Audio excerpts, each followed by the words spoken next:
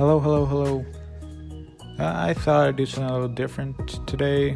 If everything goes to plan, this should be coming out on May the 4th. So I thought, since it was May the 4th, I might as well make a video about a Star Wars game. So I decided to choose my favorite Star Wars game at the moment, which is Star Wars Imperial Assault. So Star Wars Imperial Assault is a campaign game where one player controls the Empire, and the other players, you can have up to 5 people, so either 1 to 4 other players control the rebels.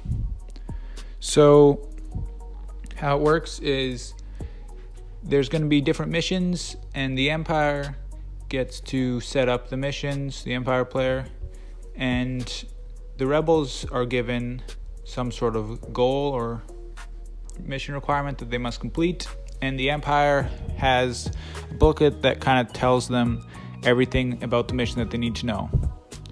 So the really cool part about this is the rebel players don't know what's going to be coming up next, while the Empire can. So for example, you might open a door and be expecting a hallway in there, but instead the Empire player suddenly reveals that there was a squad of stormtroopers behind the door that starts blasting you. Cool things like that. So I think they really use the system well, where it's one player against all, because not only that, but your enemies that you're facing, the stormtroopers, Darth Vader, any of the characters that you're going to be versing, they don't feel like just mindless stormtroopers running at you every time. Like a lot of campaign games, the enemies always seem kind of mindless. They always just kind of run at you, or you need an app to control them.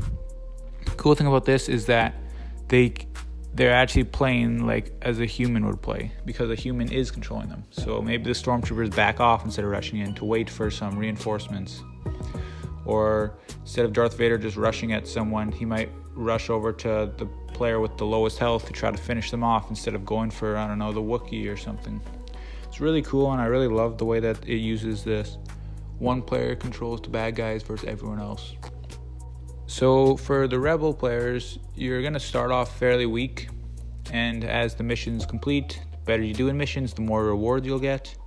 But even if you fail missions, you're always going to be getting some credits and some XP. With the credits, you can buy better gear. There's a lot of gear that you can buy, and the further you get, the better the gear that's going to pop up as well. So it can range from anything from weapons to equipment to all sorts of different things. And with XP, you get specific character upgrades. So each character is different. Each character has their base stats and abilities that are different from each other, as well as a starting weapon. But then the further you get, the more XP you spend, the cooler abilities you're gonna get. So for example, without giving too much away, the Jedi character can get a force push or a lightsaber throw. Cool things like that. While some other characters like the Wookiee could get some rage abilities and stuff like that. It's really cool. It makes every character feel really different, and that they also start different, with each character having different stats, so different health, different speed, different endurance, and then special abilities they start the game with. Another really cool thing I love about this game is that the missions aren't always 100% straightforward.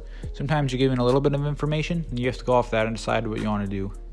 So for example, there might be a terminal behind some locked doors that's going to be sending off a signal to the Empire if you don't destroy it in a certain number of turns. But your main goal might be to go rescue a prisoner. Now you have to choose, do you want to go try to destroy the terminal first thing so that you can stop the signal from going off to the Empire so they get reinforcements, or just rush straight for the prisoner and try to free him? As well as there's always crates in different levels and some other hidden things that if you pick up crates, you get extra credits at the end of the round, and you get special weapons that you get, or supplies for that mission only. So you might pick up a crate and get a stun grenade you can use, or you might get a med pack, something like that. It's really cool. It really makes it so that the missions aren't just everybody rushing in one area and doing stuff. You have to try to decide, should we go here, go over there, destroy the terminal, save the prisoner, or maybe you split up.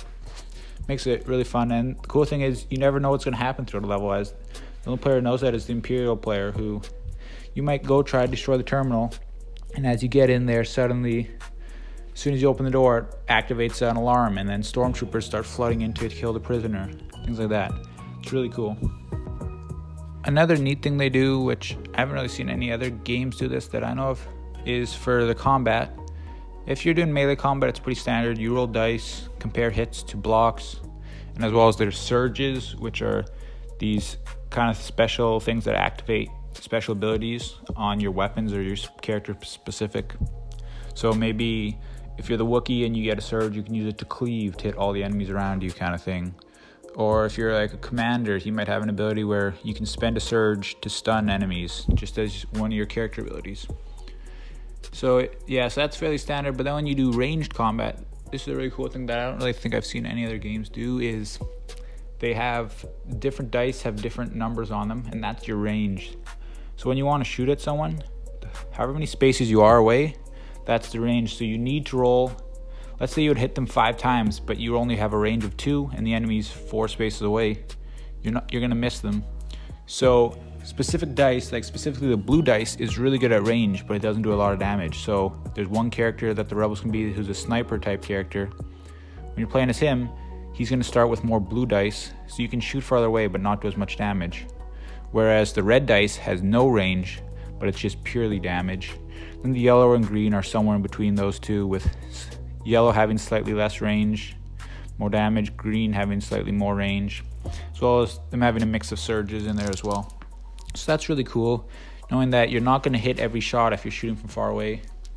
And that really adds to the thematic part of the game, especially with, let's say, some stormtroopers are shooting at you. They might be missing all their shots, which is really funny. Or they might be dead on accurate and just absolutely destroy you. Either way, it's really cool. I like that feature that they added to the ranged combat. And as for the Imperial player, they also get upgrades.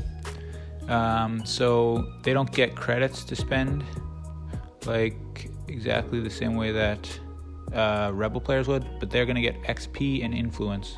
So with XP, just like the Rebel players, they're going to get specific upgrades. So Imperial players choose different, I'm not sure what to call it, different classes. So you can either choose like the purely military focus, you can choose like these spies or these engineers kind of.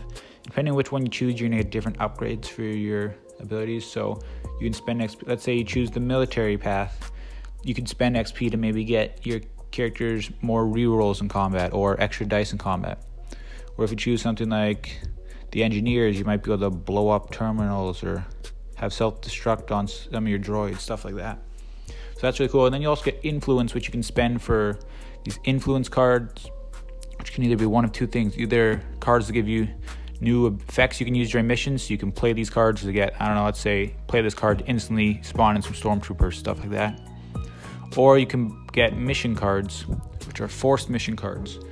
So normally the Rebel players choose between 2 missions. Whenever there's a side mission that pops up, they choose between 2 side missions. They pick which one they want to do, and they do that mission. And then after that, it's a story mission. Then side mission, story mission. It rotates like that. So they'll just first do a story mission, which they have to do one specific story mission. Then they'll get 2 side missions to choose between. And depending on what you do during your missions, the story missions will change. So let's say you do really good on the first mission, then your next story mission will be a specific mission. If you do really bad, your story mission will be something else. So it really changes. Every time you play through the game, it changes which missions you're going to be doing.